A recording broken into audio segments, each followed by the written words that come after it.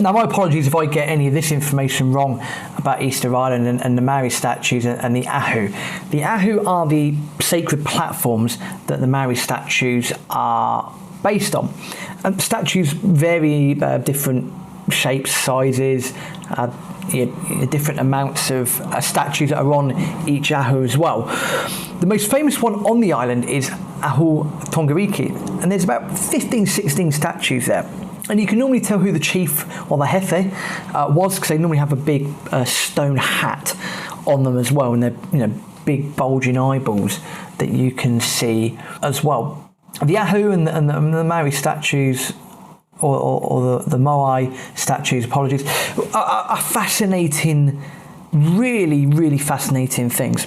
The stone work involved, use a mixture of basalt, obsidian, red scoria from Puna Pau, which is a small crater just on the outskirts of the island as well. I mean, loads of different things. They are phenomenal. When you're up close and personal with them, they are ginormous. As we said, and we have said across these episodes, go and check out the Instagram photos, and they will do some justice to how big these statues really are. Just a phenomenal thing. But we picked up this car, we picked up this Mini 4x4 and decided the next few days it would be a case of getting up early, utilising the vehicle as best as possible, going to see everything that we could possibly see, visiting as many Maoi and ahus along the way. But we knew that we wanted to see Ahu Tongariki for a sunrise, because that was apparently the thing to do. And then also go to the other major crater on the island, which is the Rano Raraku, which is on the east side of the island. So that's what we've done. The sunrise over the Ahu Tongariki was incredible. Really, really bizarre that morning. We'd driven all the way there. Didn't take long, but we'd driven all the way there. It was pitch black. Even the photos, even the lights on the phone were not good in order to get into a good position to see the sunrise. But there was about 15, 20 of us in total that watched the sunrise come up behind the statues. And the great thing is, where the statues faced westwards, it means that the sun, of course, when it rises in the east, is rising straight up behind the statues. And it doesn't matter what words, it won't matter what words I try and use, the colours that were coming from the sun, everything to do with that sunrise was probably one of the most beautiful things I think I've ever experienced in my life. Undeniably fantastic. We stood there for a few hours. We then walked around the site as well. Got told off by a tour guide for supposedly listening in to his tours. We didn't get in an argument with them. The tour guide wasn't very happy with us, thought that we were following him around, following the group around, listening and getting a free tour. We claimed that wasn't the case. In a hand on heart to this day, we weren't doing that. It was a bit pointless doing that, but we did pick up some interesting things that he mentioned. But if he wasn't such an ass, then hey ho. But from there, we just took the vehicle and we went driving around the island, visited Pauike, Volcan Pauike, other planet Ana Okeke, and little tiny inlets that were a bit difficult to get to, by road. Just had a blast in the car, really. Visited all the ahu that we could along the way. I went to two beaches, one called Ovahe, which was incredibly picturesque. Again, very difficult to get to. You have to go off the beaten track there. And then went to the main beach on the island, which is the beach at Anakena. Also has a set of ahu and statues there. I believe the only ones, I think it's called Ahu Nau Nau. I think the only Maoi that are based on the beach, if I'm not mistaken. And possibly, if memory serves correctly, they might be the only ones that look out to the sea. All Maoi statues face inwards, apart from, I think it's Anakena, they actually face outwards. It's quite interesting. We just drove around the national park, visited the national park. I also visited Rano Raraku, which was similar in the previous episode. If you remember, we mentioned Rano Kau when we visited the crater there. Rano Raraku was similar. A lot more horses here, and this was roughly where a lot of the stone was found in order to build the statues themselves. And we polished off that day by walking through the fields of the Maoi, and this is where we came up close and personal with the amount of statues. And the really interesting thing about it was that you had different statues in different not molds and whatnot, but you had different statues in different conditions, in different stages of their development, should we say. You had some that were complete, some that were face down. There were a couple that were still being worked on, within the rock face itself, and that was quite interesting to see. But they absolutely ginormous statues, really, really, really are. That was the car done. We handed the car back. There were only a couple of things left to do on the island. We decided that one day we would walk to a place called Ahutepu, which was, again, surprise, it was like a rock formation and a bit of caving on the west side of the island. Note to self, if you're ever going up and down rocks or looking in caves, etc., do not wear flip-flops. We both learned that the hard way that day. I think a few blisters here and there, not pleasant.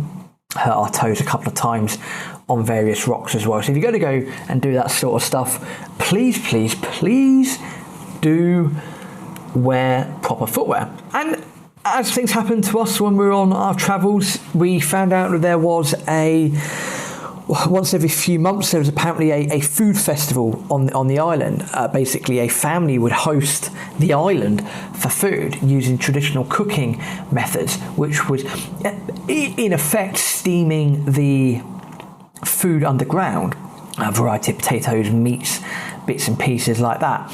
And it just so happens, as we were there that Sunday, we were on the island when this family was hosting.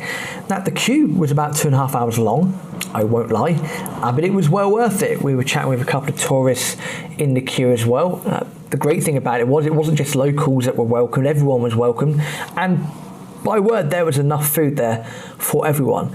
It was delicious. The meat was so tender, it was incredible.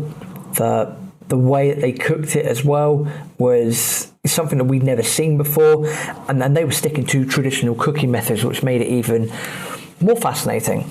I think Aaron and a couple of people ended up going for a walk to visit the highest point in the island that day. That's not something that I ended up doing. I wasn't particularly feeling overly well, so I ended up going back to the hostel that day. Our final full day in Easter Island involved seeing the more local ahus and more local statues, walking around places that we hadn't been to before, like the Mercado Artisanal, the artisan market. And the person that we met at the hostel was a lovely lady by the name of Carolina, who was based in Santiago, but she was there on a holiday. She couldn't get enough of Easter Island. We ended up playing bingo that evening. We went to local bingo at the bingo hall, which was great fun. I ended up playing Spanish bingo, which is a fantastic way to learn numbers. If you ever need to learn numbers quickly, go play bingo in a foreign language. Absolutely fascinating. Ironically, we were rewarded by partaking in Rapa Nui bingo. We were rewarded by cake, which, given what happened in Paraguay and stealing the person's birthday cake, we were crying when we were given the cake. Crying with laughter when we were given the cake. I'm hoping the person that gave us the cake that time didn't think we were being disrespectful. We weren't. It was bringing back brilliant memories there of cake. Great way, bingo, Spanish bingo, that's the way forward. Had a great evening there, a bit of live music, everyone having a laugh. Most of the island, I think, must have been there as well. We didn't win anything on the bingo, which was disappointing. believe it or not, I think the main prize was a new kitchen. Again, astonishing. Bingo, you normally might win 100 quid or something like that. Or maybe nowadays you might win bigger prizes. But the main prize was a new kitchen, a fully installed kitchen in your home, which we're kind of glad we didn't win, because we would have had no idea how to carry a kitchen around. But all joking aside, we'd have probably given it to the local people anyway. But yeah, rewarded with cake for playing Spanish bingo. And that was Easter Island done. Easter Island was a truly once in a lifetime experience. To be that desolate for a week, to be surrounded by little or none of the outside world, was a wonderful mental break, I think. I see why people really enjoy that island. I was tearful when I landed, when I got off the plane, knowing that I was, the number one place to see, and a little bit tearful leaving the island as well, and knowing that, unlikely I'll ever be back there, but knowing that you've been somewhere where not many people will ever say they've been or have had the opportunity to visit. Easter Island was truly a sensational place, and we had a great time. We'd also felt like we had reset the batteries as well, especially with the odd day or two that we had of not many activities.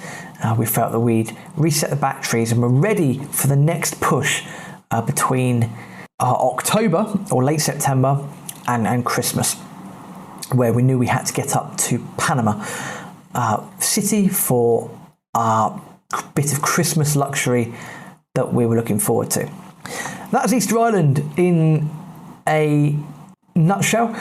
We landed back in Santiago later that evening. We took a taxi straight to the hostel that we'd pre-booked. In fact, a guy we were travelling with decided to stay at the hostel as well, so it was a very simple cab fare to get back to the hostel. We left Easter Island behind, and in the next episode we will end up in the Andes, high up in the Andes, whilst also visiting Valparaiso as well. So join us next time for the rest of Chile.